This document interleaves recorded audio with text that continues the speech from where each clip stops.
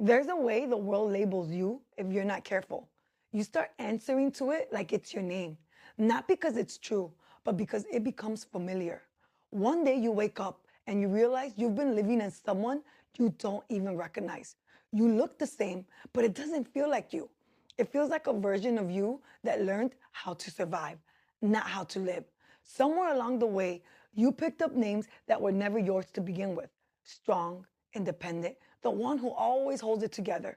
Or maybe it's the opposite: not enough, unseen, unworthy. Different names, same outcome.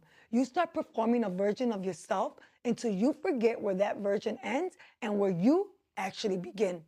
I didn't realize how deep that ran inside of me until I was watching my son play soccer. He was good. The coach liked him. He played every game, but he didn't have a uniform. And I didn't think it mattered. I told him, "You've got skill. You've got heart. You're fine." But week after week, he kept asking, "Did they get my uniform yet?" And I kept brushing it off. I told him, "They'll get it. You're fine. Just keep going." Then I started noticing something shifting. He was still playing, but something inside of him felt unsure. And after one game, he walked up to me and quietly said, "I just want my uniform." And that hit me because it wasn't about the jersey. It was about belonging. He didn't just want to play, he wanted to feel like he was part of it. In that moment, God flipped it back on me. And I realized I had been wearing my own uniforms: strength, perfection, being the one that people always go to. Not because that's who I was, but because it made me feel like I belonged somewhere. But here's the truth: my son didn't need that uniform to belong. He already belonged because the coach chose him. And I felt God saying the same thing to me. You already belong because I chose you. That scripture, "I have called you by name, you are mine," it hit differently. Not what you do, not how you show up, not how much you hold it together, but you. It made me realize something deeper. I had been the helper my whole life, the one who fixes, the one who shows up, the one who carries. But then there came a moment where I didn't want to anymore. And that scared me. I thought, what's wrong with me? Am I becoming selfish? But it wasn't selfishness. It was God exposing something, pulling apart an identity I had built out of survival. Helping had turned into saving. Saving had turned into pressure. And pressure had turned into exhaustion. And God had to show me, you're not the answer. You're a vessel. And there's a difference. Because when you think you're the answer, you never rest.